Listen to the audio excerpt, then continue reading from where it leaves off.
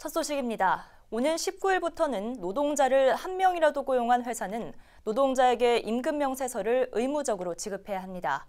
이를 지키지 않으면 최대 500만 원의 과태료가 부과되는데요. 민주노총 전북본부는 상담 창구를 열고 임금 명세서 의무 교부에 빠른 정착을 돕기로 했습니다. 유철미 기자가 보도합니다.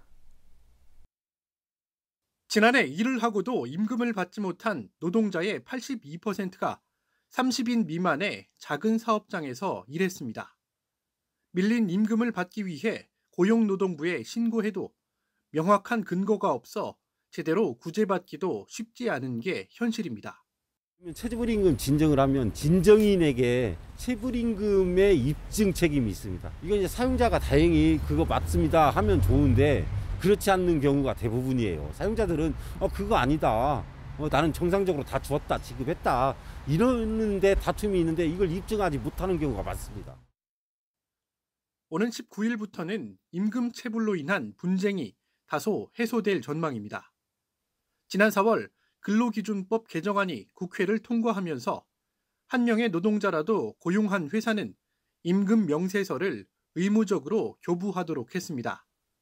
이에 따라 19일부터는 노동자에 대한 기본 정보와 임금 지급일, 근로일수, 임금 총액, 연장이나 야간 근로 또는 휴일 근로 시간수, 항목별 임금 계산 방법과 공제 항목별 금액과 총액 등도 임금 명세서에 기재해야 합니다.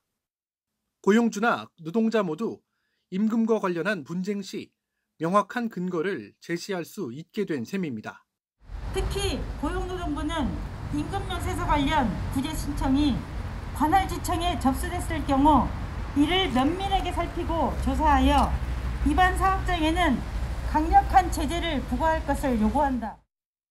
또 이 같은 의무사항을 위반하면 최대 500만 원 이하의 과태료가 부과되는 만큼 고용주는 각별한 주의가 요구됩니다. 민주노총 전북본부는 관련 제도의 시행을 알리는 동시에 빠른 정착을 돕기 위해 상담 창구를 개설하기로 했습니다.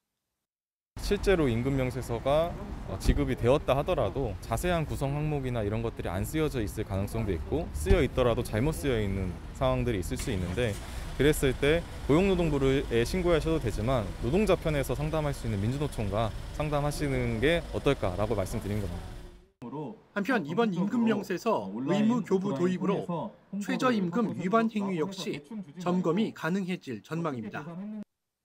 BTV 뉴스 유철미입니다.